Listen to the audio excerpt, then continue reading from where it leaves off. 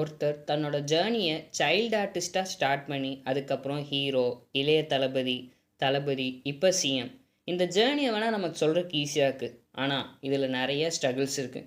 Welcome to the episode of life lesson.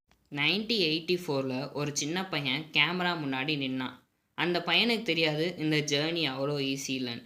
அவர் ஹீரோவாக அறிமுகம் ஆகும்போது அவரை சுற்றி நிறைய விமர்சனங்கள், ஹீரோ மெட்டீரியல் இல்லை, சரியாக நடிக்க தெரிலன்னு.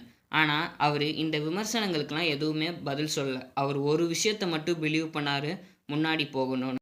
ஒவ்வொரு படமாக நடித்து கொஞ்சம் கொஞ்சமாக தன்னே அவரை செதுக்கிக்கிறாரு. ஒரு நாள் அவரை விமர்சனம் செஞ்சவங்க கூட அவரோட வெற்றியை பார்த்து ஆச்சரியப்பட்டாங்க. இதுலேருந்து நம்ம தெரிஞ்சுக்கிற வேண்டிய லைஃப் லெசன் என்னென்னா, வெற்றி எப்போதும் சத்தம் போடாது, அந்த அமைதியின் வளர்ச்சி தான். சி ஜோசப் விஜய் எனும் நான். இந்த மாதிரி இன்ஃபர்மேட்டிவான லைஃப் லெசன் எடுத்துகிட்டு வரேன்னு ஃபாலோ பண்ணிக்கோங்க.